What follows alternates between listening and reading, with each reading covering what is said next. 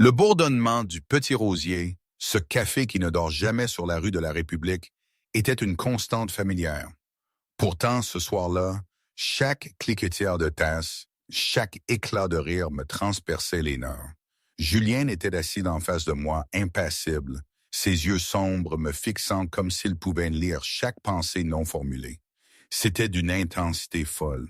Je me souviens d'avoir serré ma tasse vide, le verre froid contre mes doigts moites. Comment en étais-je arrivé là, attablé avec un homme qui me faisait frissonner de peur et de quelque chose d'autre que je n'osais pas nommer? Il y avait 3 semaines ou peut-être un mois, mon souvenir exact de cette nuit-là est un peu flou. Les jours se sont transformés en une sorte de brouillard depuis. C'était un vendredi soir, la chaleur de Marseille était toujours là, oppressante, collante, même à 9 heures passées. L'air dans la Bonne-Espérance, notre restaurant, était lourd, saturé des parfums de beurre, d'ail et d'une pointe d'acidité que je ne parvenais pas à identifier. Ma chemise de service me collait au dos. Je venais de finir mon 11e de mes 11 heures de service d'affilée. Mes lombaires me tiraient, mes molettes brûlaient, et le sourire figé que j'avais perfectionné au fil de mes 3 années de service menaçait de se fêler. Mais ralentir n'était pas une option. Pas ce soir. Pas quand les pourboires décidaient si j'allais pouvoir payer mon loyer ou passer une nouvelle semaine à éviter les appels de mon propriétaire. La salle à manger résonnait du chaos habituel du vendredi soir. Des hommes d'affaires desserraient leurs cravates après des transactions. Des touristes prenaient des photos de leurs fruits de main, des couples penchés l'un vers l'autre, faisant semblant d'avoir encore des choses à se dire. Je naviguais au milieu de tout ça avec une précision presque mécanique. Mon plateau était parfaitement équilibré, mais mes croix-monnaies, réponse chronométrée à la seconde près. J'étais devenu invisible, comme tous les bons serveurs l'apprennent, suffisamment présente pour anticiper les besoins, suffisamment absente pour ne pas empiéter sur les moments intimes. C'est probablement pour ça que je l'ai remarqué immédiatement. La table 12, banquette du coin, à moitié cachée par l'écran décoratif qui séparait la salle principale de la section plus calme, réservée aux habitués qui payaient un supplément pour la discrétion. Julien Levesque, je l'avais servi avant, 3 fois au cours des 2 derniers mois. Toujours la même routine. Il arrivait pile à 20h30. Toujours seul, à l'exception du garde du corps qui s'asseyait à la table d'à côté. Toujours un faux filet saignant avec un seul verre de Bordeaux. Toujours un pourboire de 20%. Jamais 1 euro de plus, jamais un de moins. Il ne haussait jamais la voix, ne claquait jamais des doigts pour être servi, ne faisait jamais d'esclandre. Et pourtant, tout le personnel savait qu'il fallait gérer sa table avec une prudence chirurgicale, car les rares fois où quelqu'un avait commis une erreur, apporté le mauvais vin, interrompu au mauvais moment, ils avaient été transférés à d'autres services en quelques jours. Pas virés, juste déplacés, comme si une main invisible avait réorganisé le planning sans explication. J'avais appris à ne pas poser de questions sur les hommes comme Julien Levesque. Dans une ville où la moitié des familles puissantes avaient des racines si profondes qu'elles touchaient à des choses dont la bonne société ne discutait pas, survivre signifiait garder les yeux baissés et ses observations pour soi. Je savais qu'il était quelqu'un d'important, d'une manière qui n'apparaissait pas sur les déclarations fiscales. Je savais que le léger accent italien qui colorait son français laissait entrevoir des connexions s'étendant à travers la Méditerranée, peut-être jusqu'en Corse. Je savais que les costumes sur mesure qu'il portait coûtaient plus que ce que je gagnais en 6 mois. Et je savais que ce soir, quelque chose était différent. Ça a commencé avec Pierre, le garde du corps. C'est comme ça que Julien l'avait appelé la seule fois où j'avais surpris leur bref échange il y a 3 semaines. Grand, large d'épaules, avec le genre de calme qui vient d'un entraînement militaire, ou pire. Il s'asseyait habituellement avec une posture parfaite, les yeux balayant constamment la pièce, les mains posées sur la table d'une manière qui suggérait qu'il pouvait saisir une arme en moins d'1 seconde. Mais ce soir, Pierre s'agitait. Je l'ai remarqué lors de mon 3e passage dans cette section. La façon dont sa main droite n'arrêtait pas d'aller vers sa poche de veste, puis de s'en éloigner. La façon dont sa mâchoire se serrait quand Julien lui parlait. La façon dont ses yeux ne surveillaient pas les entrées de la salle comme d'habitude, mais la sortie de derrière, près de la cuisine, celle que le personnel utilisait pour les pauses cigarettes et les livraisons. Je me suis dit que j'imaginais des choses, que 11 heures debout avaient transformé un comportement normal en reconnaissance paranoïaque de motifs, que des hommes comme Pierre avaient probablement 1000 raisons d'être tendus qui n'avaient rien à voir avec moi ou qui que ce soit d'autre dans ce restaurant. Mais ensuite, j'ai vu l'enveloppe. C'est arrivé pendant le coup de feu du dîner, quand le niveau sonore atteignait son maximum et que l'attention de chacun était fragmentée par une douzaine de demandes simultanées. Je venais de livrer des entrées à la table 9 quand je me suis retourné et que je l'ai surprise. Pierre penchait légèrement vers un homme qui s'était approché des toilettes. Un étranger que je n'avais jamais vu auparavant. D'âge moyen, un visage quelconque portant une veste trop lourde pour la chaleur estivale. Le genre de personne qu'on oubliait 2 secondes après qu'elle soit passée. L'échange a duré peut-être 3 secondes. La main de l'étranger est sortie de sa poche avec une fine enveloppe Kraft.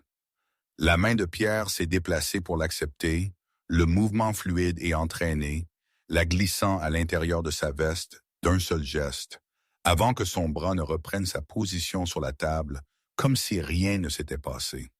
Mon cœur a fait un bond violent dans ma poitrine. Je me suis forcé à continuer de bouger, à livrer la carafe d'eau à la table 7, à rire à la blague des touristes sur les alligators du vieux port, à maintenir la performance de la normalité même si mon esprit s'emballait. Peut-être que ce n'était rien. Peut-être que c'était une affaire légitime. Peut-être que j'avais mal interprété toute la situation et que la paranoïa de travailler dans une ville où tout le monde semblait avoir des secrets me rattrapait enfin. Mais je ne pouvais pas me défaire de ce sentiment. Et à mesure que la soirée avançait, les signes se sont multipliés. Pierre vérifiait son téléphone sous la table. Des coups d'œil rapides, le pouce se déplaçant sur l'écran par rafale. Le genre de message que l'on envoie quand on coordonne quelque chose en temps réel. Pierre évitait le contact visuel avec Julien, même quand il était interpellé directement. Il répondait par des monosyllabes au lieu de ses reconnaissements habituels et nets. La jambe de Pierre qui tapait nerveusement sous la table. Un rythme qui ne correspondait pas à l'image calme et contrôlée qu'il avait toujours projetée auparavant. Et le plus révélateur de tout, Pierre regardait sa montre, pas une fois, pas 2 fois, mais 6 fois en l'espace de 20 minutes. Chaque regard durait juste assez longtemps pour suivre le mouvement du temps avec la concentration de quelqu'un qui attend une échéance.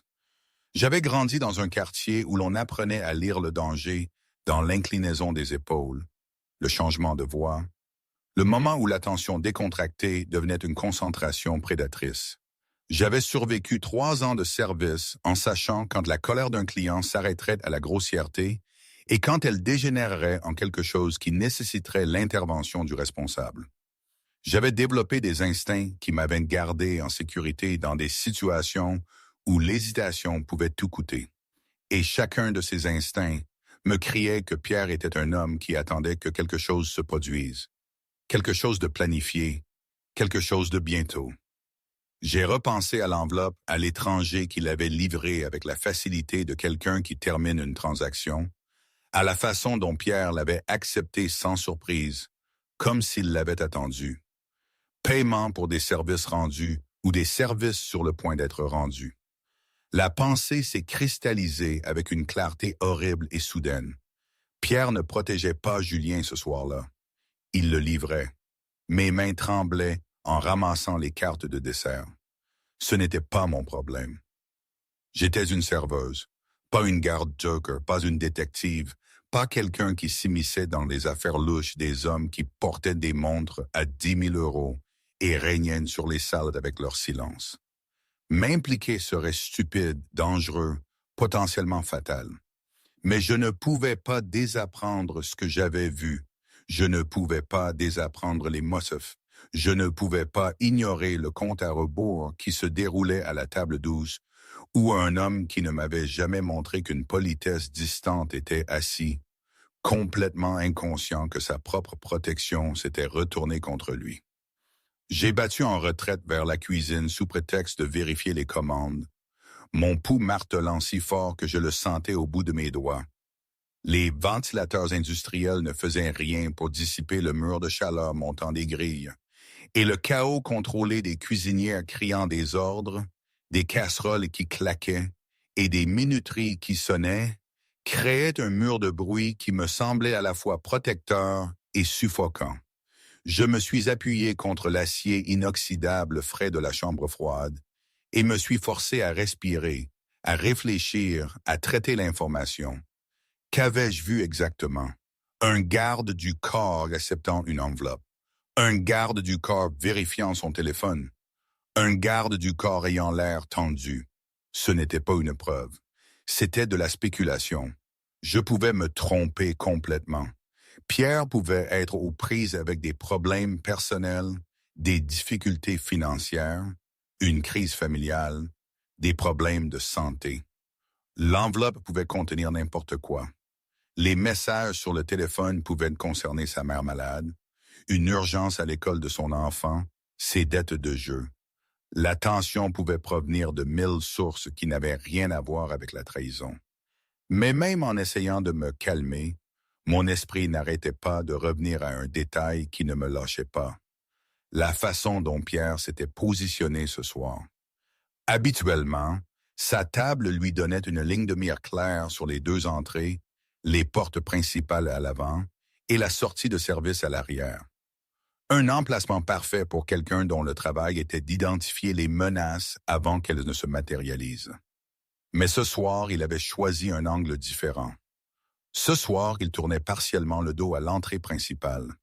Son attention était principalement portée sur cette sortie arrière où l'étranger s'était approché, où le personnel allait et venait sans le genre de contrôle que les clients recevaient à l'accueil.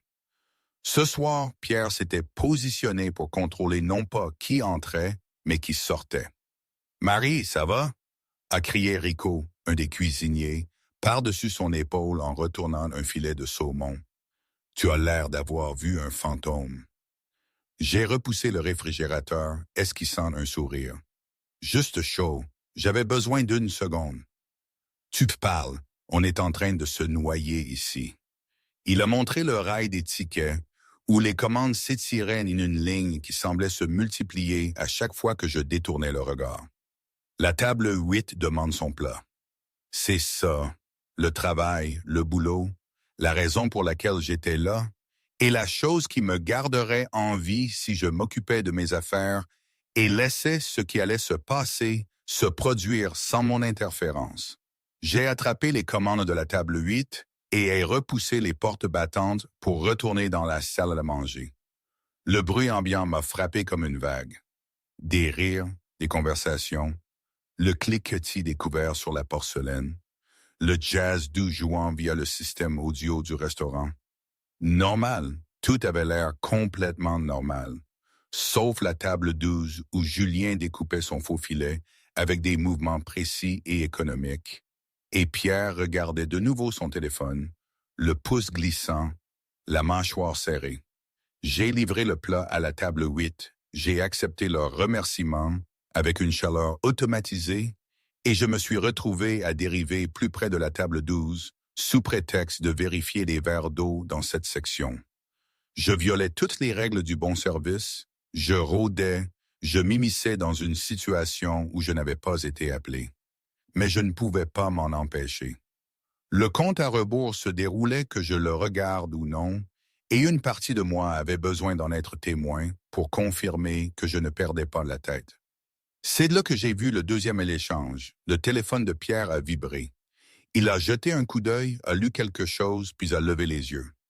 Non pas vers Julien, mais derrière lui, vers cette sortie arrière. Et dans l'encadrement de la porte, à moitié caché par l'écran décoratif, se tenait un autre étranger, plus jeune cette fois, peut-être fin de la vingtaine, portant un uniforme de serveur qui ne lui allait pas tout à fait, la chemise non rentrée d'une manière qui suggérait qu'il l'avait enfilée à la hâte. Je connaissais tous les membres du personnel qui travaillaient les vendredis soirs. Cet homme n'en faisait pas partie. Ma respiration s'est coupée quand Pierre a fait le plus petit des hochements de tête, à peine perceptible, juste une légère inclinaison du menton. Le faux serveur a hoché la tête en retour et a disparu dans le couloir qui menait à la cuisine et au quai de chargement d'arrière. Positionnement, coordination, signaux. Ce n'était pas de la paranoïa. C'était un plan en marche. Mon esprit s'est emballé, parcourant les options. Je pouvais en parler au gérant, mais que dirais-je? Que j'avais un mauvais pressentiment concernant le garde du corps d'un client, que je l'avais vu accepter une enveloppe et envoyer des SMS sur son téléphone. Rien de tout cela n'était une preuve de quoi que ce soit de criminel. J'aurais l'air hystérique. Et dans le secteur des services, les femmes hystériques étaient étiquetées comme dramatiques et instables, et se retrouvaient avec des horaires de merde, ou pire, plus du tout sur les plannings. Je pouvais appeler la police, mais cela venait avec ses propres problèmes. Des hommes comme Julien Levesque n'appréciaient pas l'attention de la police, même quand elle venait de bonnes intentions. Et si je me trompais, si Pierre passait juste une mauvaise soirée, et que j'avais déclenché une intervention policière basée sur rien d'autre que mon instinct, les retombées seraient catastrophiques. Je perdrais mon emploi, serais peut-être mise sur liste noire dans d'autres restaurants. Dans une ville où la réputation était primordiale et l'industrie de la restauration fonctionnait sur des réseaux de recommandations mutuelles, ce genre d'erreur pouvait me suivre pendant des années. Je pouvais ne rien faire, m'éloigner. Laissez faire ce qui devait se passer. Des hommes comme Julien avaient des ressources, des plans de secours, des connexions que des gens comme moi ne pouvaient pas imaginer. Peut-être qu'il était déjà au courant. Peut-être que c'était une sorte de test, une joute de pouvoir élaborée dans un monde où la trahison et la contre-trahison faisaient une juste partie du jeu. Peut-être que mon interférence ferait plus de mal que de bien. Mais en voyant Pierre vérifier sa montre à nouveau, la 7e fois, j'ai su que je ne pouvais pas m'éloigner. Non pas parce que j'étais courageuse ou héroïque, ou que j'avais une idée exagérée de ma propre importance, mais parce que j'avais vu quelque chose que je n'étais pas censé voir. Et si Julien mourait ce soir parce que j'avais gardé le silence, je porterais ce poids pour toujours. La décision s'est cristallisée avec une clarté soudaine. Je ne pouvais pas le prévenir directement. Pierre verrait, saurait immédiatement que quelque chose avait mal tourné. Je ne pouvais pas faire de scandale sans déclencher la réponse que Pierre et ses complices avaient préparée pour une interférence. J'avais une chance, un moment, une petite fenêtre pour glisser des informations à travers le fossé entre mon monde et celui de Julien. Je devais l'écrire. J'ai attrapé mon carnet de commandes et mon stylo, me réfugiant à la station de service où les serveurs gardaient leur fourniture et faisaient leurs calculs silencieux entre les tables. Ma main tremblait en appuyant le stylo sur le papier, essayant de trouver des mots qui transmettraient l'urgence sans avoir l'air folle, qui communiqueraient le danger sans être considérés comme les divagations d'une serveuse trop émotive. Ma première tentative était trop longue, trop détaillée, trop facile à écarter. J'ai arraché la page, l'ai froissée, recommencé. La deuxième tentative était trop vague, trop cryptique, trop susceptible d'être ignorée comme une blague ou une erreur. La troisième tentative a fait mouche. Votre garde du corps a fait un marché. Vous êtes le paiement. N'utilisez pas la sortie avant. Simple, direct, suffisamment précis pour être actionnable, suffisamment vague pour ne pas révéler tout ce que j'avais réellement vu. Si je me trompais, il me prendrait pour une folle et l'oublierait. Si j'avais raison, ces 20 mots pourraient lui sauver la vie. J'ai plié la note en petit, la serrant dans ma paume, et j'ai pris une inspiration qui n'a rien fait pour calmer mon cœur qui s'emballait. La salle à manger semblait être devenue plus silencieuse. Ou peut-être étais-je simplement hyper conscient de chaque son, de chaque mouvement, de chaque menace potentielle. Je pouvais voir Pierre d'ici, toujours à sa table, toujours en train de vérifier son téléphone, toujours en train de suivre le temps avec la concentration de quelqu'un qui attend un signal, maintenant ou jamais. J'ai ramassé le porte-addition en cuir de la station de service et me suis approché de la table 12 avec l'expression soigneusement neutre de quelqu'un qui effectue une tâche routinière qu'elle avait faite 1000 fois auparavant. Julien a levé les yeux à mon approche, ses yeux sombres, enregistrant ma présence avec le genre d'attention qui suggérait qu'il se souvenait de moi de visites précédentes. Il avait cette qualité que possèdent certaines personnes, la capacité de vous faire sentir comme la seule personne dans la pièce, même quand son attention ne durait que quelques secondes. Ce n'était pas exactement de la chaleur, plus comme l'intensité de quelqu'un qui avait appris que manquer des détails pouvait être fatal.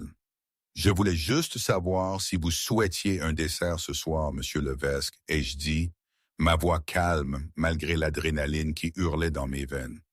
Ou je peux vous apporter l'addition comme vous êtes prête. L'addition, ce serait parfait. Son accent donnait au mot une qualité musicale qui ne correspondait pas à la dureté de son regard. Merci.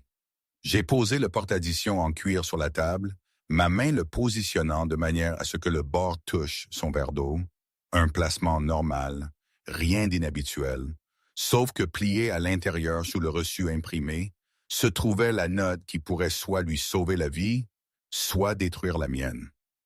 Pierre a levé les yeux de son téléphone, son regard suivant mes mouvements avec une attention soudaine et perçante. J'ai croisé son regard une seule seconde, juste assez longtemps pour être poli, pas assez longtemps pour suggérer que je savais quoi que ce soit, puis je me suis détourné, retournant vers la station de service, avec des pas mesurés qu'il me fallait tout mon contrôle pour maintenir. Ne cours pas, ne regarde pas en arrière, ne trahis rien. J'ai fait 3 pas avant que mes jambes ne commencent à trembler. 5 pas avant que je doive me tenir au bord d'une chaise pour me stabiliser.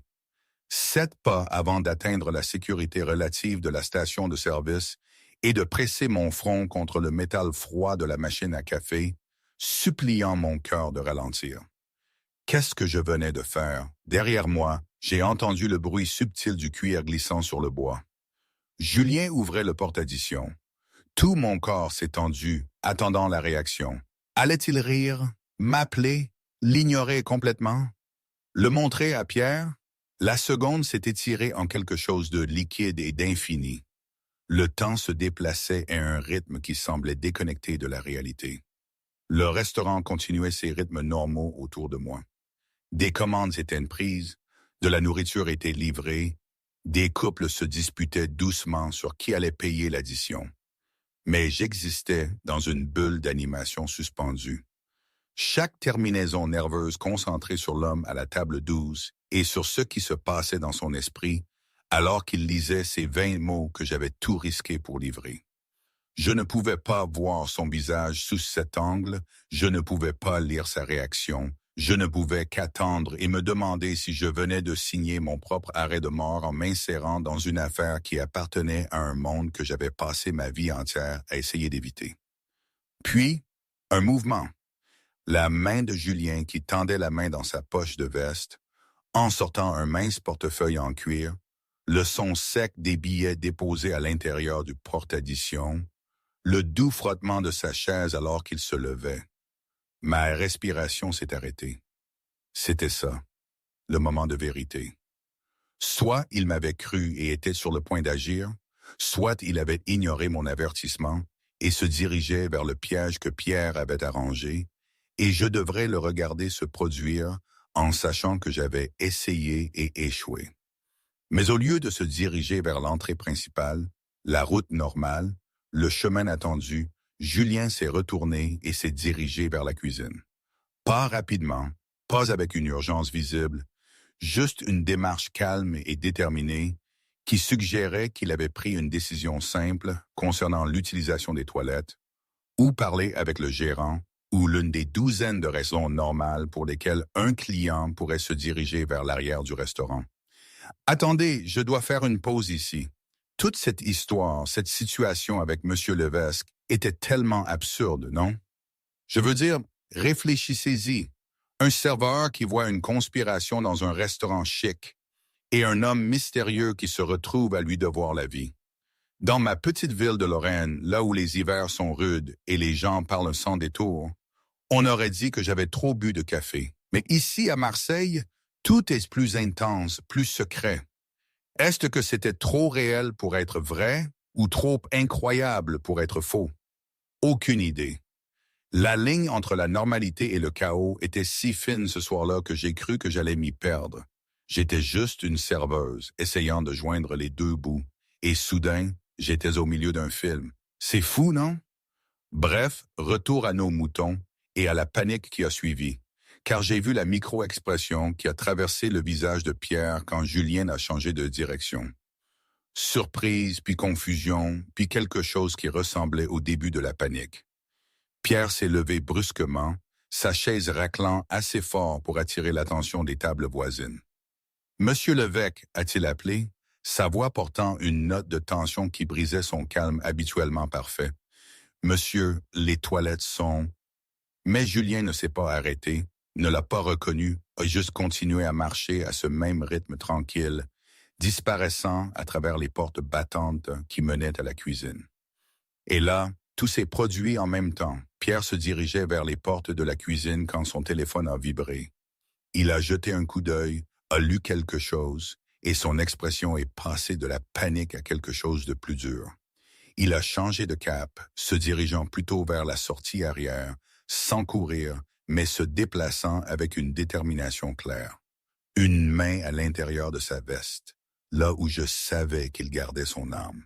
Le faux serveur que j'avais repéré plus tôt a émergé du couloir, se dirigeant lui aussi vers la sortie, sa main appuyée sur un écouteur que je pouvais maintenant voir n'appartenait pas à l'équipement du restaurant.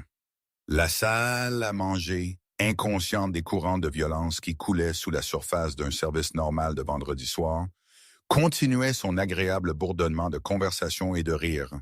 Des gens mangeant des repas coûteux, célébrant des anniversaires, concluant des affaires, complètement inconscients que quelque part dans les espaces entre leurs tables, une trahison en préparation depuis des années s'effondrait en temps réel. Je me tenais figé à la station de service, mes mains agrippant le comptoir si fort que mes phalanges étaient devenues blanches. Chaque instinct me criait de courir, de me cacher, de me distancier de tout ce qui était sur le point d'exploser. Mais mes pieds ne bougeaient pas. J'avais commencé cela en passant cette note. J'avais détourné Julien de tomber dans une embuscade, et maintenant je devais voir comment cela se terminait. Je devais savoir si mon intervention l'avait sauvé ou juste retardé l'inévitable. La porte de la cuisine s'est de nouveau ouverte et Rico a émergé, portant un plateau de dessert, complètement imperturbable. « Hey Marie, la table 6 veut te voir pour… Tu vas bien? Tu as l'air de vouloir t'évanouir. » J'ai essayé de répondre, mais ma gorge s'était nouée autour des mots. Au lieu de cela, j'ai juste secoué la tête, mes yeux toujours rivés sur la sortie arrière où Pierre et le faux serveur avaient disparu. « Sérieusement, tu dois t'asseoir. » Rico a posé le plateau sur la station de service et m'a agrippé le coude, son contact me ramenant dans mon corps, dans le moment présent. « La dernière fois que tu as mangé quelque chose, tu es blanche comme un linge. »« Je vais bien », ai-je réussi à articuler, ma voix à peine audible. « Juste besoin d'1 minute. Prends 5 minutes dans le bureau, je te couvre ta section. » Je voulais protester, voulais rester et regarder ce qui allait se passer. Mais Rico me guidait déjà vers le couloir arrière, après la cuisine, vers le petit bureau du gérant, où le personnel allait pleurer, démissionner ou se cacher quand la pression du service au public devenait trop forte. Nous sommes avancés devant la porte ouverte du quai de chargement et j'ai aperçu l'allée au-delà, sombre à l'exception de la seule lumière de sécurité qui projetait tout dans des ombres dures. Vide. Aucun signe de Pierre, du faux serveur ou de quiconque qui aurait pu attendre là. Aucun signe de Julien non plus.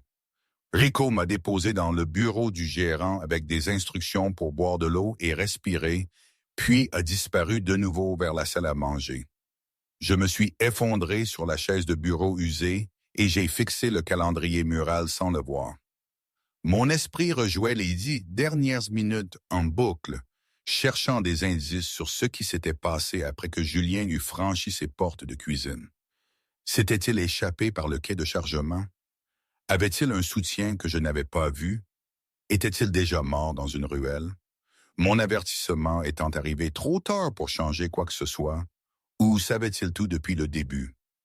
Ma note avait-elle simplement confirmé des soupçons qu'il nourrissait depuis des semaines, lui donnant le dernier élément d'information dont il avait besoin pour agir le premier, au lieu d'attendre d'être attaqué? Je ne savais pas. Je n'avais aucun moyen de savoir, et le fait de ne pas savoir était comme se noyer au ralenti. La porte du bureau s'est ouverte sans avertissement, et ma tête a claqué en l'air, mon cœur me montant à la gorge alors que je me préparais à je ne savais même pas quoi. Pierre venant éliminer le témoin, la police voulant m'interroger. Le gérant me virant pour avoir causé une sorte de perturbation que je ne comprenais toujours pas entièrement. Mais ce n'était que Sophie, l'hôtesse, qui passait la tête avec une expression inquiète. « Hey, tu vas bien?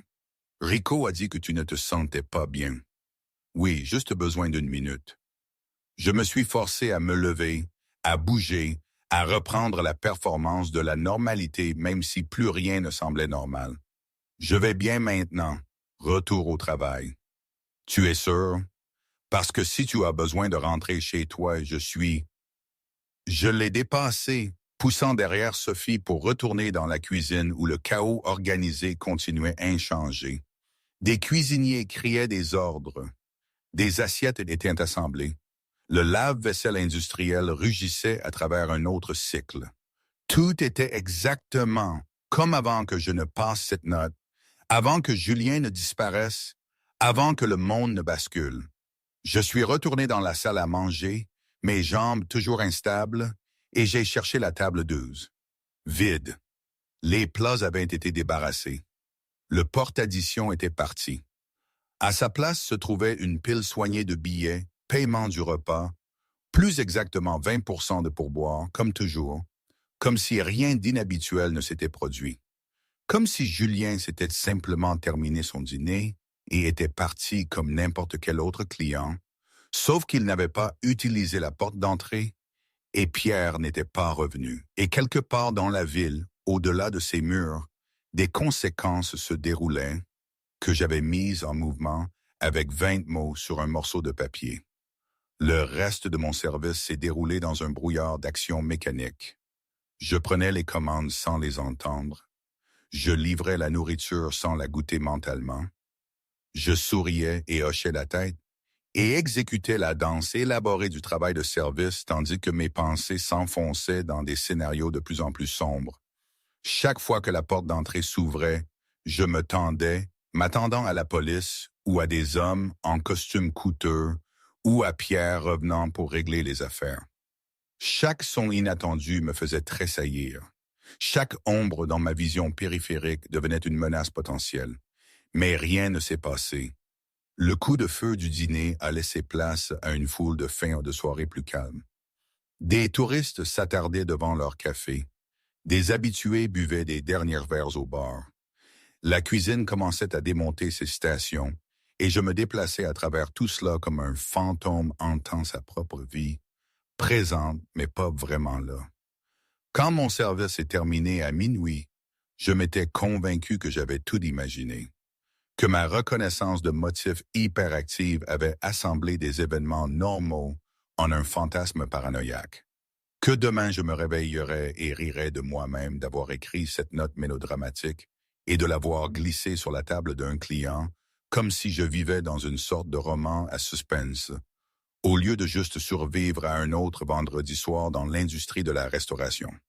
Je me suis changé de mes vêtements de travail dans la petite salle de bain du personnel, fourrant ma chemise trempée de sueur dans mon sac et enfilant le cardigan trop grand que je portais pour rentrer à pied.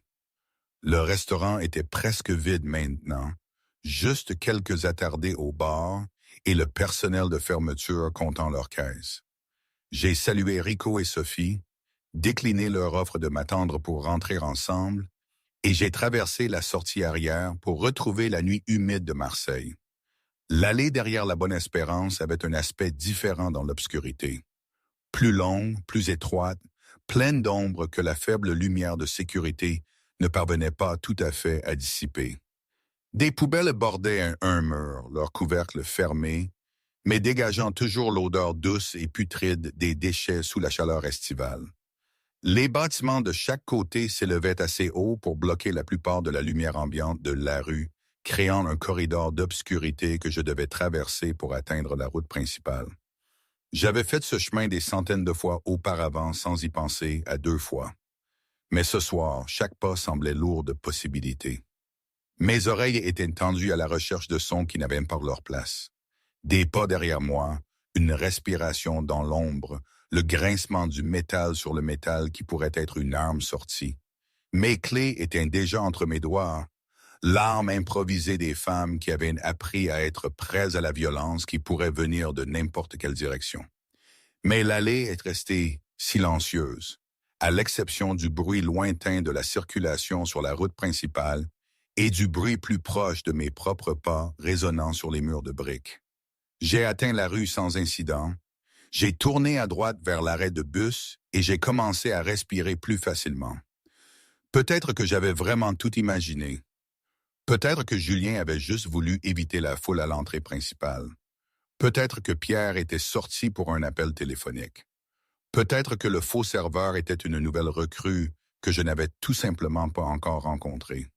Peut-être que l'enveloppe contenait des documents d'assurance ou une carte d'anniversaire ou quelque chose de complètement inoffensif que mon imagination hyperactive avait transformé en preuve de conspiration. Le bus est arrivé à l'heure, presque vide à cette heure. Je me suis effondré sur un siège à l'arrière et j'ai posé ma tête contre la fenêtre. L'épuisement me rattrapait enfin maintenant que l'adrénaline s'était dissipée. Mon appartement n'était qu'à 4 arrêts, 20 minutes, et je serais chez moi. Je verrouillerais la porte, prendrais une douche assez chaude pour me débarrasser de l'odeur de la cuisine et dormirais pendant les 12 prochaines heures d'affilée. J'y suis presque arrivé. Le bus arrivait à mon arrêt quand j'ai vu la voiture. Berline noire, chère, garée juste devant mon immeuble, le moteur tournant, pas au ralenti comme quelqu'un qui attend un passager, mais tournant comme quelqu'un prêt à se déplacer rapidement si nécessaire. Ma main s'est resserrée sur la sangle de mon sac. Cela pouvait être rien. Ça pouvait être quelqu'un qui rendait visite à un voisin. Ça pouvait être un VTC attendant son client.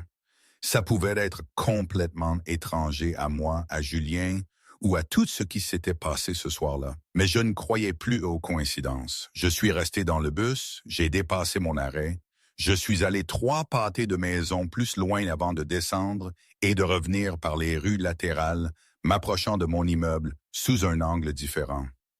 La berline était toujours là, toujours en marche, et en m'approchant, longeant l'ombre des bâtiments d'en face, je pouvais distinguer la silhouette de quelqu'un assis au volant.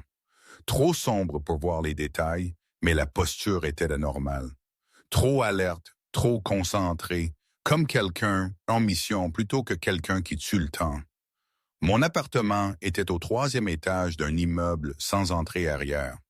Pour entrer, il faudrait que je passe devant cette voiture, devant qui que ce soit assis à l'intérieur, devant la raison de leur présence.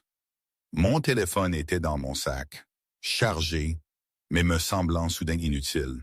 Qui appellerais-je? La police pour signaler une voiture garée? Cela n'aboutirait à rien. Une amie pour venir me secourir? Je n'avais personne d'assez proche pour cela. Je n'avais pas construit ce genre de relation au cours des 3 années écoulées depuis que j'avais déménagé à Marseille pour un nouveau départ qui s'était transformé en une autre version de survivre à peine. Je suis resté dans l'ombre d'une devanture de magasin fermé, essayant de décider quoi faire. Quand la portière de la voiture s'est ouverte, une femme en est sortie. Grande, professionnelle, portant un pantalon et une veste de tailleur malgré la chaleur. Elle s'est dirigée directement vers l'entrée de mon immeuble, a appuyé sur un bouton de l'interphone, a attendu. Quand personne n'a répondu, parce que je n'étais pas à la maison pour lui ouvrir, elle a sorti son téléphone et a passé un appel. 30 secondes plus tard, mon téléphone a vibré dans mon sac. Numéro inconnu, indicatif régional local. Ma main a tremblé en le sortant et en fixant l'écran. Je l'ai laissé sonner une fois, 2 fois, 3 fois. Si je ne répondais pas, partiraient-ils ou attendraient-ils? Et s'ils attendaient, combien de temps avant qu'ils ne se lassent d'attendre et décident d'agir de manière plus directe? Au 4e appel, j'ai répondu. « Allô? Mademoiselle Cortez. » Une voix de femme menait.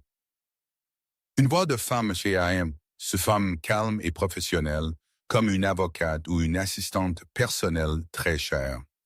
Je m'appelle Sophie. Je travaille pour Monsieur Levesque. Il aimerait vous parler brièvement si vous avez un moment. Je suis garé devant votre immeuble. Ma bouche est devenue sèche. Je ne sais pas de quoi vous parlez. Je ne connais aucun Monsieur Levesque. Si vous le connaissez, vous l'avez servi à dîner ce soir à la Bonne Espérance. Vous lui avez également fourni des informations qui se sont avérées extrêmement précieuses. Une pause. Il aimerait vous remercier personnellement. Les mots « remercier » n'auraient pas dû sembler menaçants, mais quelque chose dans le ton de Sophie a clairement fait comprendre que ce n'était pas vraiment une demande. C'était une convocation déguisée en langage poli. Le genre d'invitation qui entraînait des conséquences si elle était refusée. Je ne peux pas, pour l'instant, ai-je dit, reculant davantage dans l'ombre. Je ne suis pas chez moi, je suis... Vous êtes devant la boulangerie de Paolo, qui est fermée pour la nuit. La voix de Sophie est restée agréable. Vous portez un cardigan gris sur un débardeur blanc. Vos cheveux sont attachés en queue de cheval. Dois-je continuer? La peur m'a traversé la poitrine comme de l'électricité. Il m'avait observé, suivi, traquant mes mouvements avec une précision suffisante pour savoir exactement où j'étais, ce que je portais, comment j'avais essayé de les éviter. Qu'est-ce qu'il veut? Ma voix s'est sortie plus petite que je ne l'avais voulu. Parlez, rien de plus. Je vous promets que vous n'êtes pas en danger, mademoiselle Cortez. Si monsieur Levesque voulait vous nuire, nous n'aurions pas cette conversation. Une autre pause.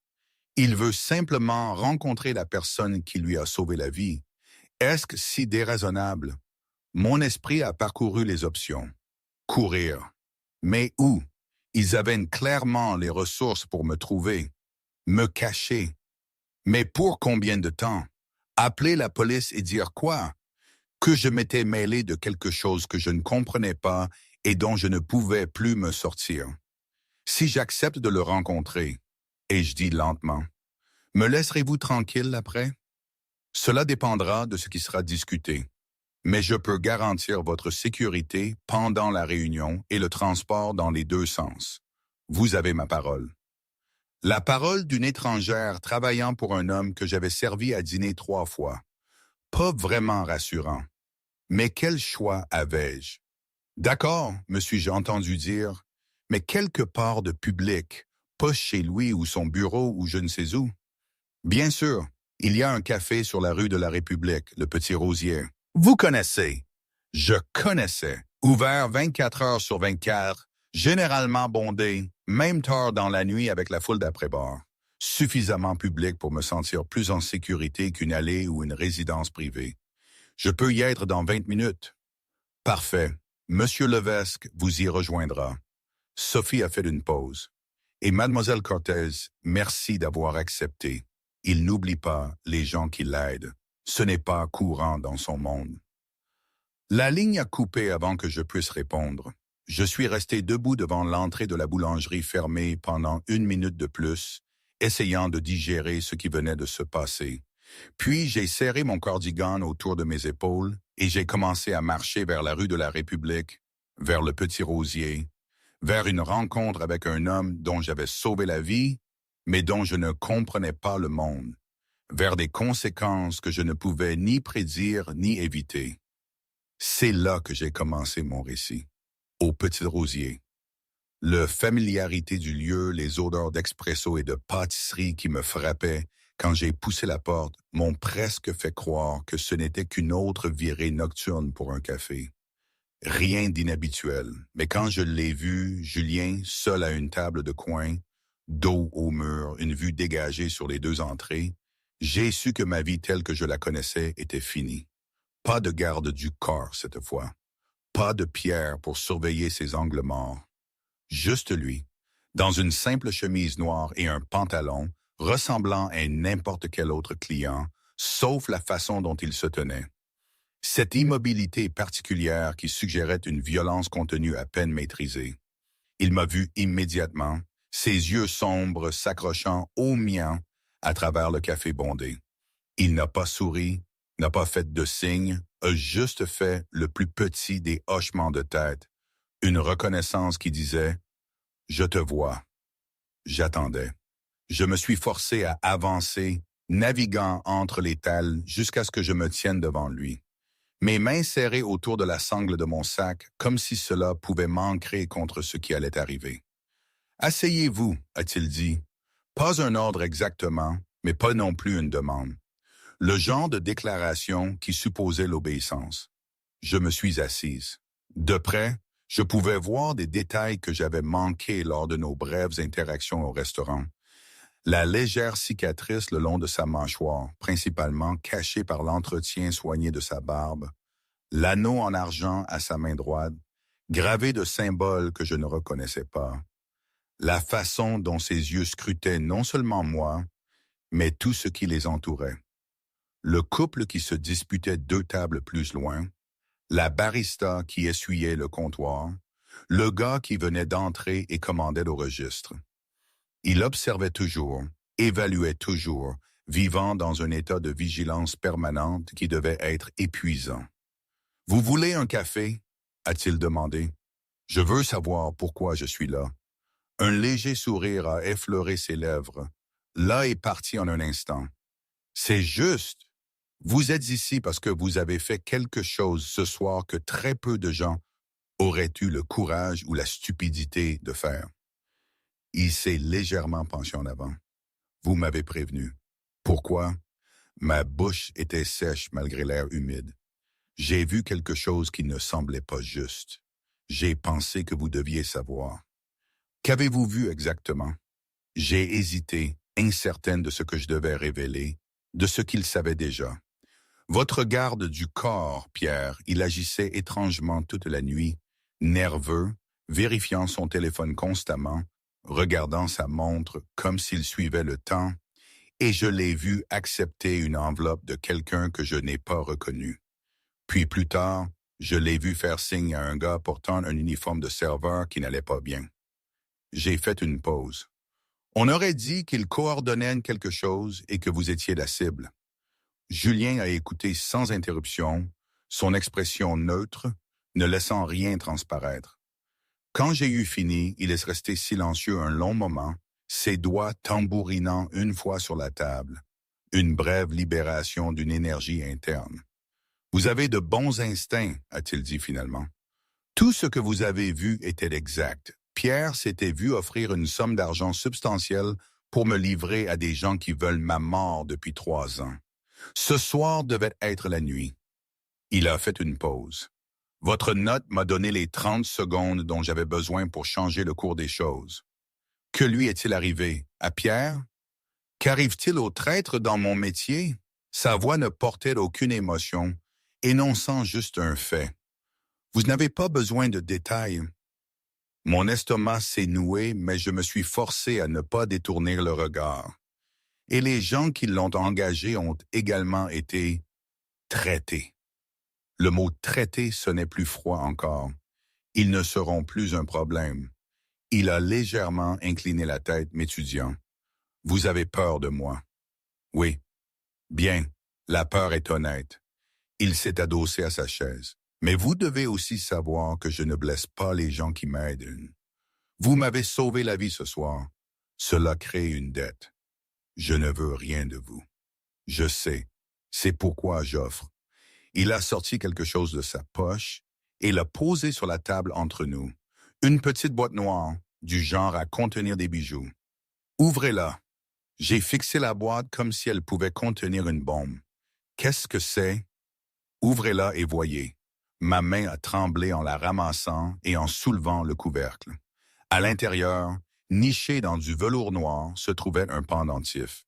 Un métal lourd, finement ciselé d'un symbole qui ressemblait à une couronne stylisée fusionnée avec une tête de loup. L'artisanat était extraordinaire. Le genre de choses qui coûtait plus que ce que je gagnais en un an. Cette marque représente la protection, a dit Julien doucement. Quiconque à Marseille qui sait ce que cela signifie saura que vous êtes sous ma protection. Ils vous laisseront tranquille. Plus que cela, si jamais vous avez besoin d'aide, une aide réelle, vous montrez cela aux bonnes personnes et elles feront des pieds et des mains pour vous donner ce dont vous avez besoin. Je ne peux pas accepter ça. Vous l'avez déjà fait, au moment où vous m'avez passé cette note. Sa voix était douce mais inébranlable. Vous vous êtes inséré dans mon monde, Marie. Vous ne pouvez pas prétendre le contraire. Mais puisque vous l'avez fait, pour me sauver plutôt que pour me nuire, je m'assure que vous êtes protégé des conséquences. J'ai refermé la boîte, mes doigts tremblants. Quelles conséquences? Les gens sauront que vous m'avez prévenu. Les rumeurs voyagent dans certains milieux. Certains pourraient vous voir comme un atout, d'autres comme une menace. Le pendentif assure que tout le monde sache laquelle des deux vous êtes. Il a fait une pause. Vous êtes protégé. Ce n'est pas négociable. Le poids de cette révélation s'est abattu sur moi comme une chose physique. La connaissance que ma vie avait changé irrévocablement, que j'avais franchi une ligne que je ne pourrais jamais effacer. J'avais voulu sauver la vie d'un homme. Je n'avais pas réfléchi à ce que cela me coûterait de le faire. Pourquoi, ai-je demandé, ma voix à peine un murmure? Pourquoi est-ce si important? Vous ne me connaissez pas. Je ne suis personne. Vous êtes quelqu'un qui a vu quelque chose d'anormal et a fait quelque chose à ce sujet. Même si c'était dangereux, même si vous n'aviez rien à gagner, ce n'est pas personne. Ses yeux ont tenu les miens avec une intensité qui me rendait difficile de respirer. Les gens de mon monde n'agissent pas ainsi. Ils calculent. Ils tirent parti. Ils transforment chaque action en transaction. Vous non. Vous avez juste agi parce que vous pensiez que c'était juste. Il a fait une pause. C'est rare. Ça vaut la peine d'être protégé. J'ai regardé la boîte dans mes mains, le pendentif qui représentait une protection que je n'avais jamais demandée et que je ne pouvais pas refuser. Que se passe-t-il maintenant? Maintenant, vous rentrez chez vous. Vous portez le pendentif ou pas. Votre choix, même si je vous le recommande. Vous retournez à votre vie. Rien ne change à moins que vous n'en ayez besoin. Il s'est levé, lissant sa chemise. Mais sachez que je n'oublie pas les dettes. Si jamais vous avez besoin de quoi que ce soit, vous avez maintenant un moyen de me joindre. Comment? Il a sorti une carte de son portefeuille et l'a posée sur la table. Blanche unie, sans logo, juste un numéro de téléphone gaufré en noir. C'est une ligne directe, on y répond toujours. Vous appelez, quelqu'un me trouvera. J'ai ramassé la carte, étudiant le numéro comme s'il pouvait révéler des secrets. Et si je n'appelle jamais? Alors vous n'appelez jamais, mais vous serez toujours protégé. Ça n'expire pas. Il a commencé à s'éloigner, puis a fait une pause et s'est retourné. Une dernière chose, le restaurant. Vous devriez savoir que je suis propriétaire de la Bonne Espérance. Je le suis depuis 5 ans. La société de gestion n'est qu'une façade. Ma tête a claqué en l'air. Quoi? Je vous le dis parce que vous devriez savoir pour qui vous travaillez. Si cela change quoi que ce soit, si vous voulez partir, il n'y aura aucune conséquence. Recommandation complète, indemnité de départ, tout ce dont vous avez besoin. Il a tenu mon regard. Mais si vous restez en pleine connaissance de cause. Je n'aime pas les secrets. Pas avec les gens qui ont mérité l'honnêteté. La révélation m'a frappé comme un coup physique. J'avais travaillé à la Bonne Espérance pendant 3 ans, sans jamais savoir qui signait réellement mes fiches de paye, sans jamais savoir que le client discret de la table 12 était l'homme qui possédait toute l'opération. Pourquoi me le dire? Parce que vous m'avez passé une note qui m'a sauvé la vie. Je pense que vous avez mérité la transparence. Un léger sourire. Et parce que je pense que vous resterez. Vous êtes plus coriace qu'il n'y paraît. Il est sorti du café sans se retourner, me laissant assise seule avec un pendentif valant plus que ce que je gagnerais en une décennie et un numéro de téléphone qui me connectait à un monde que j'avais passé ma vie entière à essayer d'éviter. Je suis resté là pendant une autre heure, buvant un café que je ne goûtais pas, essayant de digérer ce qui s'était passé, essayant de comprendre comment un seul moment d'instinct, voyant quelque chose d'anormal et choisissant d'agir, avait entremêlé ma vie avec quelqu'un qui opérait selon des règles que je ne comprenais pas. Finalement, je suis rentré à pied. La berline noire avait disparu de devant mon immeuble. La rue semblait normale, calme, vide à l'exception d'une voiture occasionnelle. J'ai monté les 3 étages jusqu'à mon appartement, verrouillé la porte derrière moi et me suis assise sur mon canapé usé, ficelant la boîte noire posée sur ma table basse. Le pendentif scintillait dans la faible lumière de ma cuisine, magnifique et dangereux et impossible à ignorer. Après un long moment, j'ai ouvert la boîte et j'ai sorti le pendentif. Le métal était froid contre ma paume, plus lourd que prévu. J'ai étudié le ciselage complexe, la couronne fusionnée avec le loup. Pouvoir et prédateur combinés en un seul symbole. Puis je l'ai attaché autour de mon cou. 3 semaines se sont écoulées avant que je ne revoie Julien, bien que sa présence hante mes journées de manière plus subtile.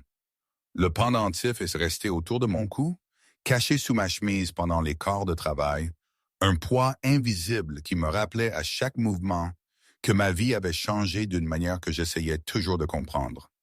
Au début, rien ne semblait différent. J'allais travailler, prenais les commandes, livrais la nourriture, récoltais les pourboires. Les autres serveurs ne remarquaient rien d'inhabituel chez moi. Pourquoi le feraient-ils? J'avais la même apparence, agissais de la même manière, souriais du même sourire professionnel en recommandant le saumon ou en expliquant que oui, ils pouvaient absolument faire les pâtes sans ail. Mais moi, je remarquais les différences, la façon dont certains clients me regardaient avec une reconnaissance soudaine quand le pendentif glissait sous ma chemise et qu'ils apercevaient la chaîne. La façon dont les conversations aux tables voisines s'arrêtaient parfois quand j'approchais. La façon dont le gérant a commencé à me donner les meilleures sections, les clients les plus généreux sans explication. Et les voitures, toujours les voitures, pas la même à chaque fois. Cela aurait été trop évident. Mais j'ai commencé à reconnaître le motif. Un SUV sombre au ralenti à un demi-pâté de maison de l'arrêt de bus quand je finissais tard. Une berline garée en face de mon immeuble le matin quand je partais pour mon service. Différents véhicules, différents chauffeurs, mais toujours la même distance prudente, toujours la même présence vigilante. J'étais protégé, surveillé, gardé par des agents invisibles qui ne m'approchaient jamais, ne parlaient jamais, mais s'assuraient que je ne sois jamais vraiment seul. Cela aurait dû être étouffant. Au lieu de cela, cela a été la première fois de ma vie d'adulte que je pouvais rentrer chez moi la nuit sans clés entre les doigts, pouvais me laisser aller dans le bus sans scanner constamment les menaces, pouvais exister dans le monde sans l'anxiété de bas niveau qui avait été ma compagne constante depuis que j'avais déménagé à Marseille il y a 3 ans. Le pendentif m'avait rendu sûr, mais il m'avait aussi marqué comme quelque chose de différent, quelque chose à part du flux normal de la vie dans l'industrie de la restauration. Rico a été le premier à le remarquer. « Tu as un petit ami? » a-t-il demandé un soir pendant le calme d'après-dîner, son ton décontracté, mais ses yeux trop vifs. « Parce que je jure que j'ai vu la même voiture te déposer 2 fois cette semaine. » Juste un ami qui me dépose, ai-je dit, ce qui était techniquement vrai. L'un de mes gardiens invisibles avait commencé à me proposer de me transporter quand le temps devenait mauvais ou que mon service se terminait particulièrement tard. « Ah bon? » Rico n'avait pas l'air convaincu. « Eh bien, ton ami conduit une voiture qui coûte plus que mon salaire annuel entier, alors soit tu as fait des progrès dans la vie, soit tu es dans des trucs que je ne veux pas connaître. » La deuxième option, ai-je dit avec un léger sourire. Définitivement la deuxième. Rico a ri et a laissé tomber, mais je l'ai surpris à me regarder parfois, avec une expression mêlant inquiétude et curiosité. Il n'était pas tout seul. Sophie L'hôtesse avait commencé à demander si tout allait bien. L'un des cuisiniers avait mentionné m'avoir vu parler à des gens sérieux dans l'allée pendant ma pause.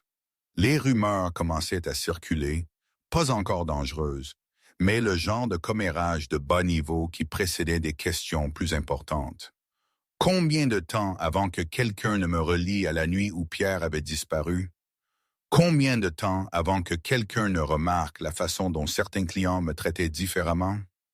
Combien de temps avant que la protection ne devienne un problème au lieu d'un bouclier? La réponse est venue un mardi soir, 3 semaines et 4 jours après l'incident, quand Julien est entré à la Bonne-Espérance sans réservation et s'est assis dans ma section, seul à nouveau. Pas de garde du corps, pas de sécurité évidente, juste lui, occupant la même banquette du coin qu'il avait occupée la nuit où tout avait changé, me regardant avec ses yeux sombres qui voyaient trop. Mes mains tremblaient en versant son eau. De retour à votre table habituelle. Les vieilles habitudes. Il a accepté l'eau d'un signe de tête. Comment allez-vous? Bien, occupé. J'ai sorti mon carnet de commandes, retombant dans ma routine professionnelle, parce que c'était la seule chose qui me semblait stable. Puis je commençais par « Asseyez-vous, Marie. Je travaille. Je suis propriétaire du restaurant. Asseyez-vous. » J'ai jeté un coup d'œil autour de moi. La salle à manger était à moitié pleine. La foule du début de soirée, rien ne nécessitant une attention immédiate. Lentement, je me suis glissé sur la banquette en face de lui, mon corps tendu, prêt à me lever au moment où quelqu'un aurait besoin de moi. « Vous le portez, » a dit Julien, ses yeux effleurant l'endroit où la chaîne était visible au-dessus de mon col. « Bien. Je ne pensais pas avoir le choix. Vous avez toujours le choix, mais vous avez fait le bon. » Il s'est adossé, m'étudiant. « Vous avez remarqué la protection. Difficile de ne pas le faire. » J'ai gardé ma voix basse. Les gens commencent à poser des questions. Qu'ils demandent. Les réponses ne vous feront pas de mal, n'est-ce pas? Je me suis penché en avant. Je suis une serveuse que des voitures coûteuses suivent soudainement partout et que des clients traitent comme si j'étais quelqu'un d'important. Cela attire l'attention. L'attention crée des problèmes. Seulement si vous êtes vulnérable, vous ne l'êtes pas. Il a fait une pause. Mais je comprends votre inquiétude. C'est d'ailleurs pour cela que je suis ici. Nous devons parler de la suite. Mon estomac s'est noué. La suite? Vous ne pouvez pas exister dans mon monde et le vôtre simultanément éternellement.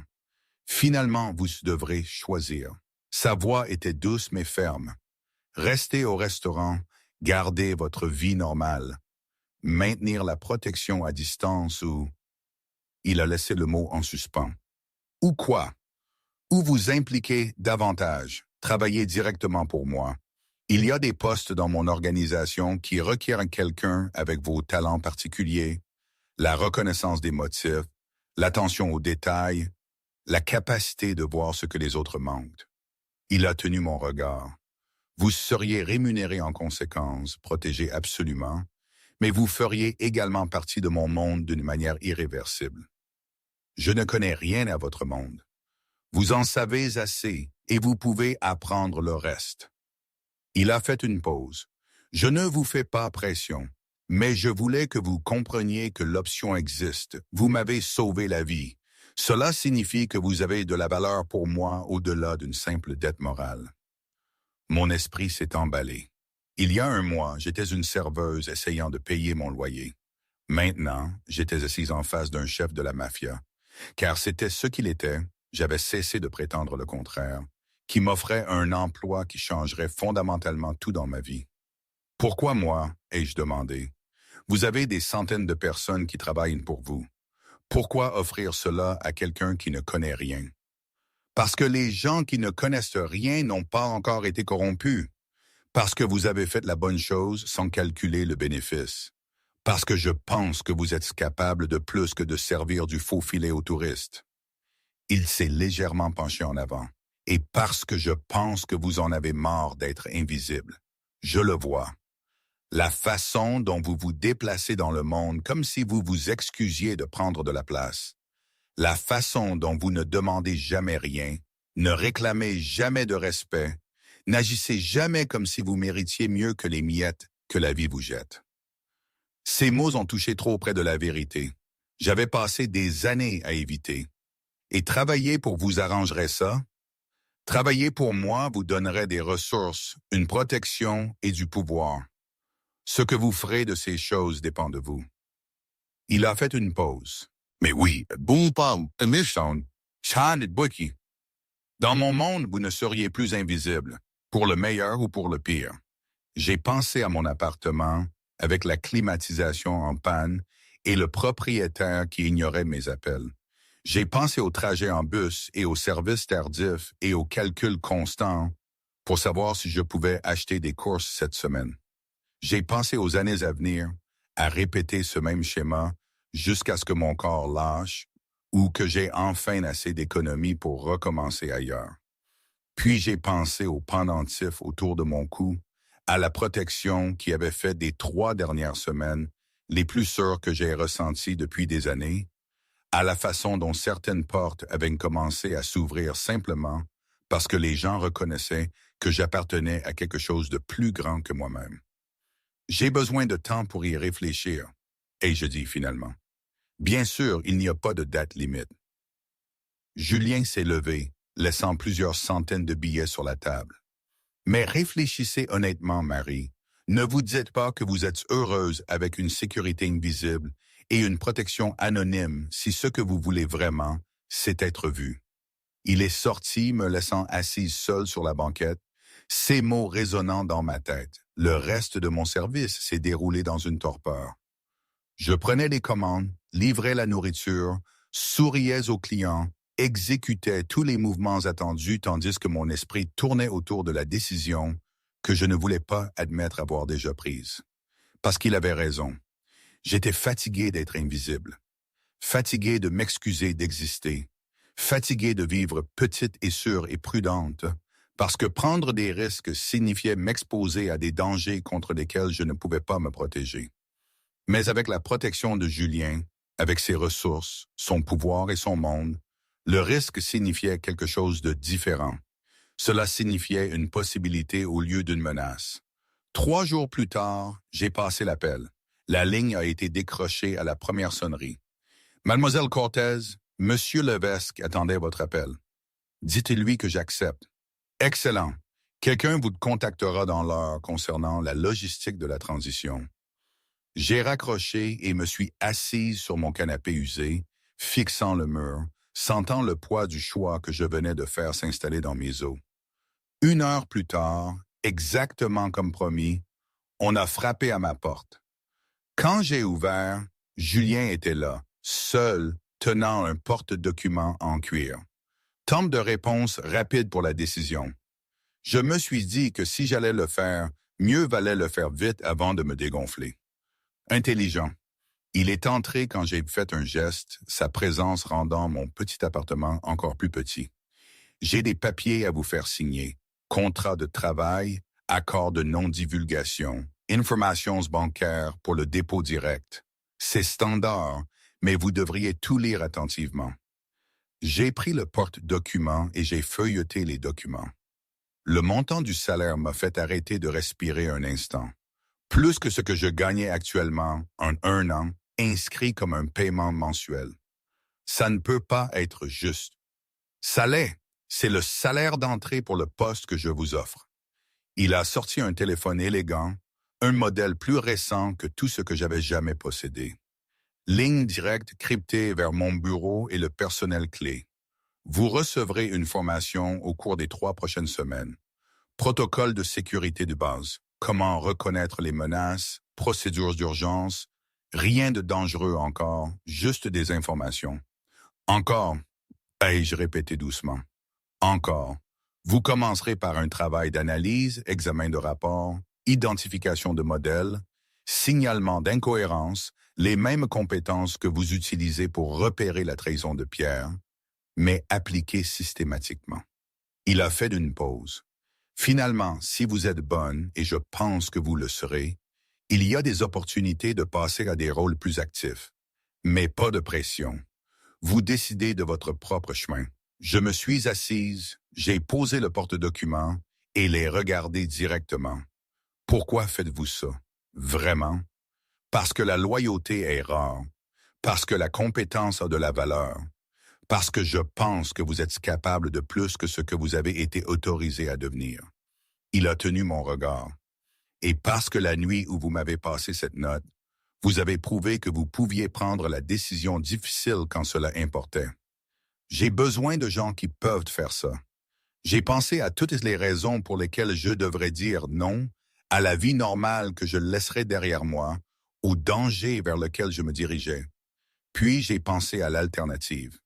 Plus d'années de sécurité invisible, plus de corps de travail à la bonne espérance, plus de m'excuser de prendre de la place dans un monde qui remarquait à peine mon existence. Quand est-ce que je commence?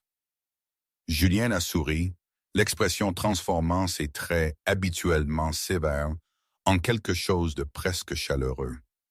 Demain, mais ce soir, nous célébrons votre dernier service en tant que serveuse. Il a fait un geste vers la porte. Il y a une voiture qui attend. Je vous emmène dîner quelque part. Vous n'aurez personne à servir. J'ai attrapé ma veste, mon cœur battant avec quelque chose qui ressemblait à de la peur et de l'anticipation et au frisson dangereux de sauter d'une falaise dans le vide. Alors que je suivais Julien hors de mon appartement et vers la voiture qui attendait, pas un des véhicules de surveillance, mais une berline élégante avec un chauffeur qui a hoché la tête respectueusement. J'ai réalisé que j'avais fait un choix qui ne pouvait être annulé. J'avais cessé d'être invisible. Et tandis que la voiture s'éloignait du trottoir, me transportant vers ce qui allait suivre, j'ai touché le pendentif à ma gorge et j'ai pensé à cette nuit à la Bonne Espérance où j'avais glissé un avertissement à un étranger qui s'était avéré être tout sauf ça. J'avais sauvé sa vie. Et ce faisant, j'avais changé la mienne. La voiture serpentait à travers le vieux port, devant les bars et restaurants éclairés au néon où les touristes trébuchaient d'entre les lieux.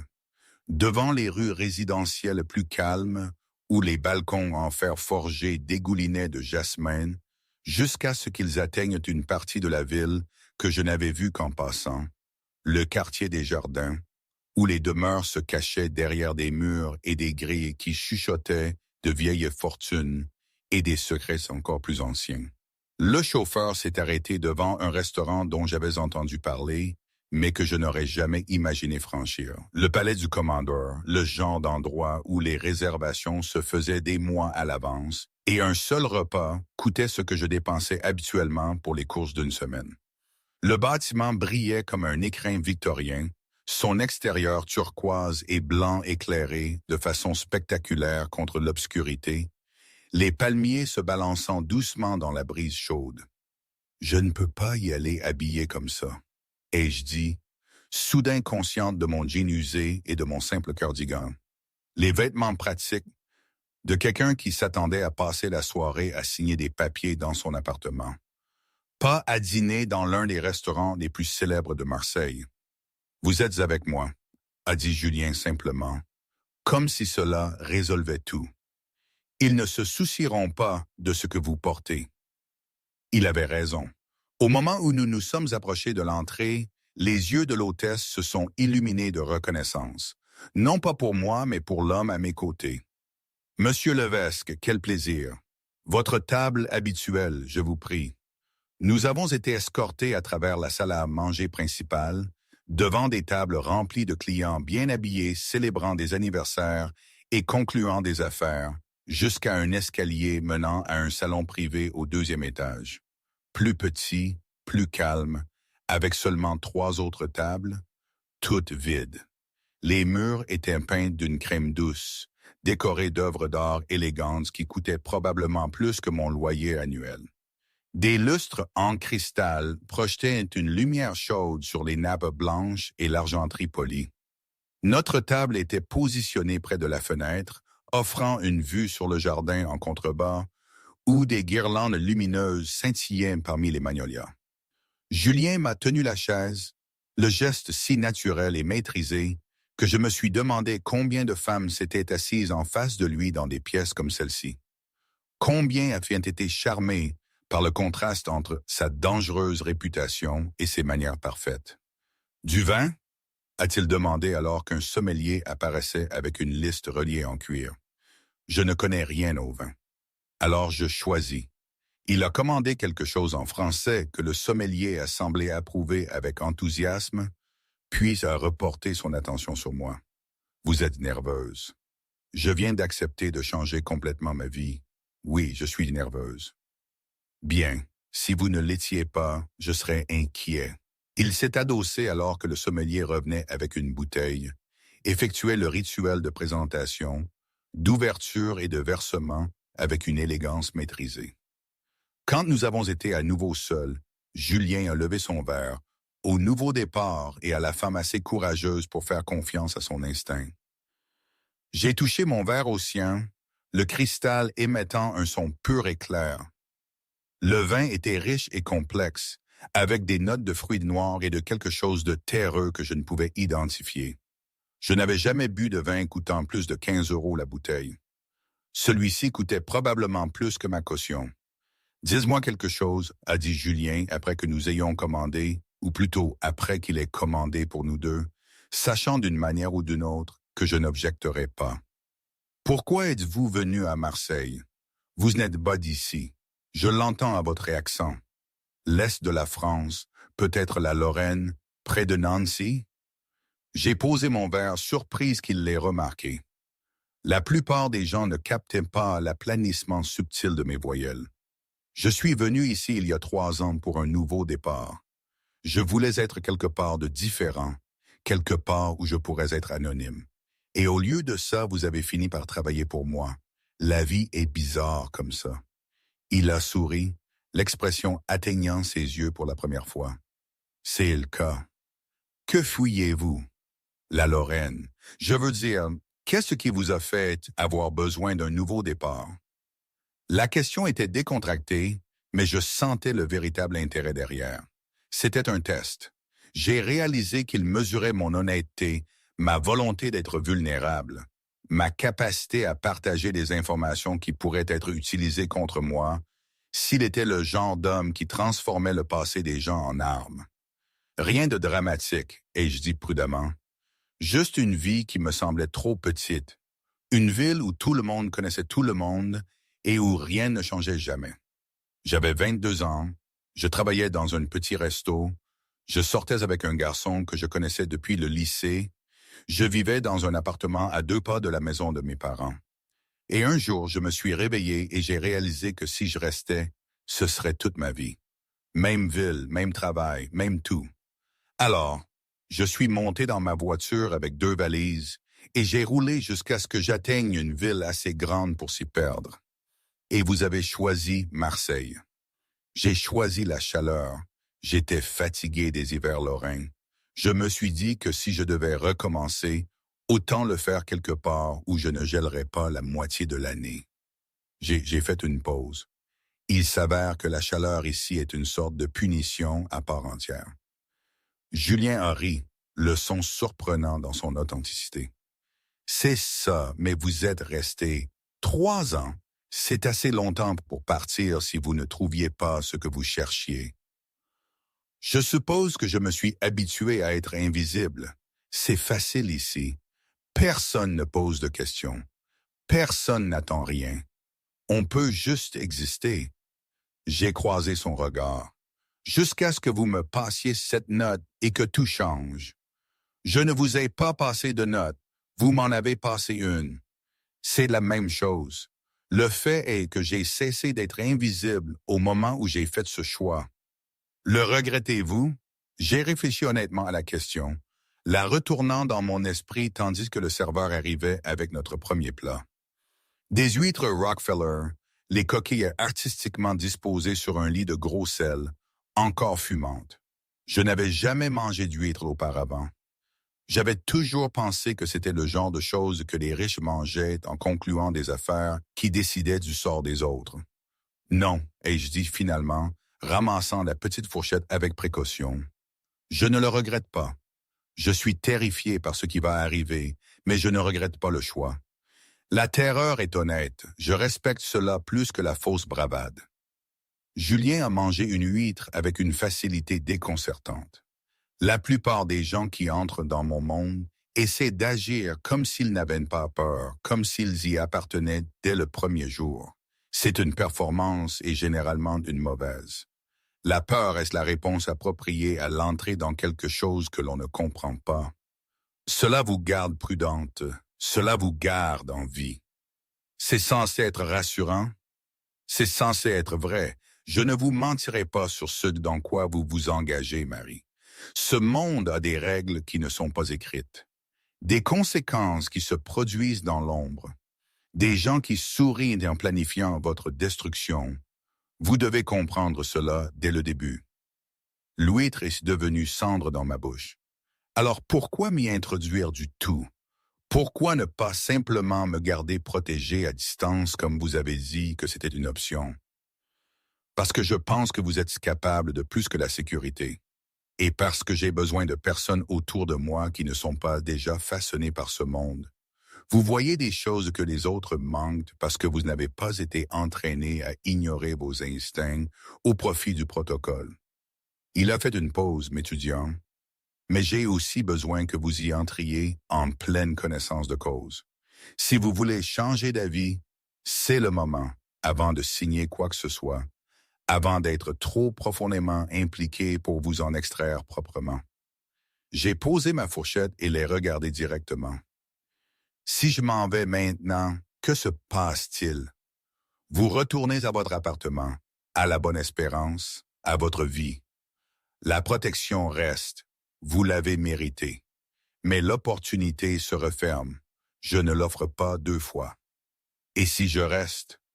Alors à partir de demain, vous commencerez à apprendre comment exister dans un monde où la confiance est une monnaie et la trahison était courante.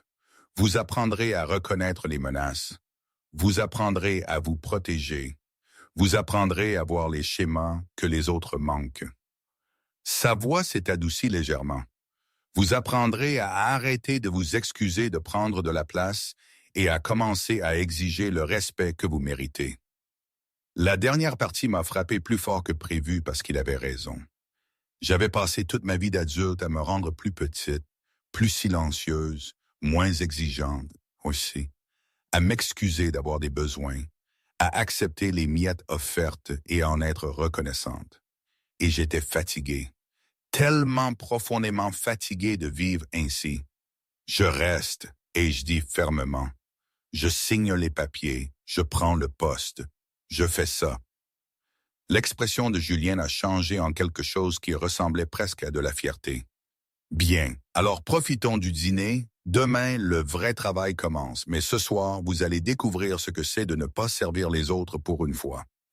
Le reste du repas a été extraordinaire. Plat après plat de nourriture dont je n'avais lu que dans les magazines.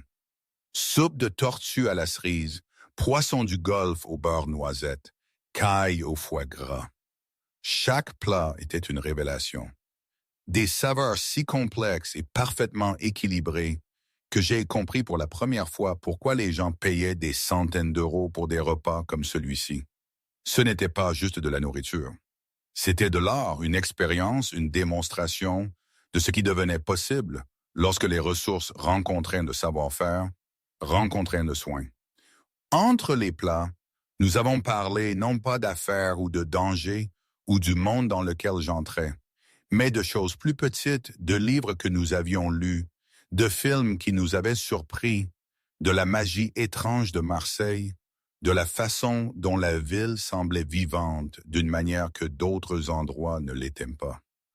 Julien m'a raconté son enfance en Corse, comment il avait appris le français avec des films américains, la première fois qu'il avait goûté à de la vraie cuisine cajun et réalisé que la Louisiane avait sa propre magie dangereuse. Sa garde s'est progressivement abaissée au fil de la soirée.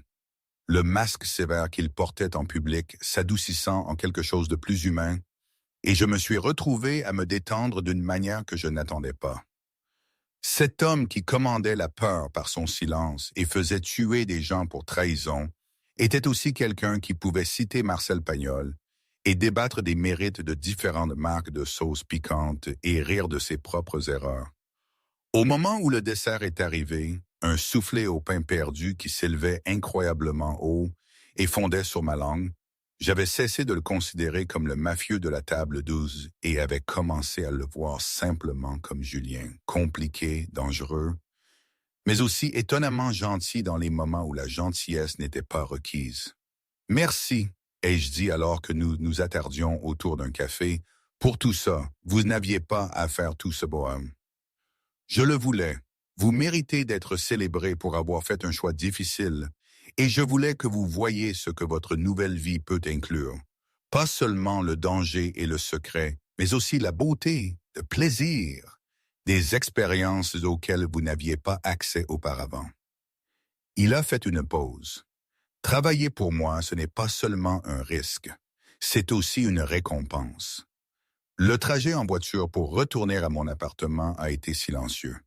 Nous étions tous deux perdus dans nos pensées. Quand ils se sont arrêtés devant mon immeuble, Julien m'a accompagné jusqu'à ma porte malgré mes protestations. Demain matin, 9 heures, quelqu'un viendra vous chercher, a-t-il dit, apporter les papiers signés, porter des vêtements confortables. Le premier jour est une orientation et une formation de sécurité de base. Je serai prête. Il s'est tourné pour partir, puis a fait une pause et s'est retourné. Marie, vous avez fait le bon choix ce soir. Les 2 fois. Les 2 fois. En me passant cette note il y a 3 semaines et en acceptant mon offre ce soir, les 2 ont été courageux.